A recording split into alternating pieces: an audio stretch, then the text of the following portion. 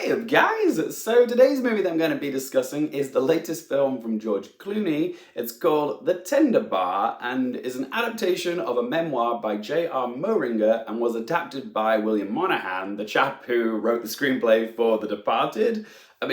Talk about versatility. As it's based on JR's upbringing, the film is set in the 70s and 80s in Long Island. Our protagonist, JR, is played by Daniel Ranieri as a prepubescent boy and later on by Sheridan as a young man. He's a sensitive bookworm. He wants to be a writer when he's all grown up. JR has an absent father, but he does have a loving support network, which includes his mum, played by Lily Rabe, his flatulent and proud grandfather, played by Christopher Lloyd, and his cool bartender uncle, Charlie, who's played by Ben Affleck. I'm just getting it now. The Tender Bar bartender. God, I didn't even realize that until just now. Oh my God. The Tender Bar, the bartender. How did I not get that? Doi! Did anybody else just see the penny drop there in my mind? The Tender Bar is a sickeningly sweet coming-of-age dramedy. It's super conventional and safe. It's not breaking any new grounds, this film, but did I have a pleasant time watching it? You bet I did. There's a real warmth to this film, and after such a bleak time for humanity, it's just nice to sit back and watch a cozy little film about family and the life lessons that come with growing up. It's definitely what I would classify as a crowd pleaser. It's the type of schmaltzy feel-good film that the entire family could happily watch, just on a random day during the Christmas holidays. The performances are all very tender. Yes, pun very much intended.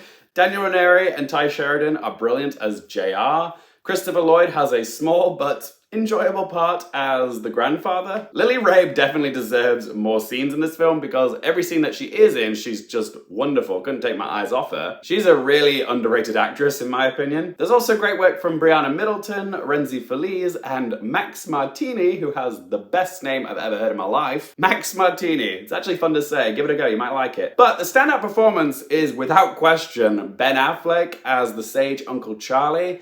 Affleck is so good in this role. I wanted him to be my uncle. He's a straight shooter, well-read, honest, and just a quality pseudo-father figure for JR. It's a very understated performance from Ben Affleck. He thrives here. It's probably my favorite performance of his in the last decade, and also it might be enough to land him a Best Supporting Actor nomination for next year's Oscars because the Best Supporting Actor category is quite wide open this year, so will we see him land his first ever acting nomination for this role? It's a possibility, but I don't know if it's a guarantee. Really depends on how well this movie is received by the Academy. But if it was to land only one Oscar nomination, I would say Ben Affleck would be this film's best chance. As for George Clooney's direction, it was fine, but there were a couple directorial choices which did feel a little bit out of place in this film. A couple intense crash zooms which seemed a bit eccentric even by this film's standards. Also, the editing was a bit weird in places. The film opens, and closes actually, on a shot of a car driving down a highway, and in the opening, the song Radar Love is blasting, so you figure, oh, this is the song that we get over the opening credits. But the song gets cut off midway in the most random point whilst they're driving in the car, and it just seems so abrupt to use this really let's get the show on the road type song. I've been driving all night, my hands wet on the wheel, to then abruptly cut it off where they did. It just feels like this was the first draft of the edit of this film. It just seems so weird to use this song but not really use it, if you know what I mean. It was just a very strange choice to me. There's also narration used in and out throughout the entire film, and it does add a certain folksiness to the film, but I honestly don't think the film needed it. As a rule, narration or voiceover is a bit of a lazy storytelling method. Not always, but this film certainly didn't benefit from having narration. So let's ask them 3 questions. Firstly, would I watch this again?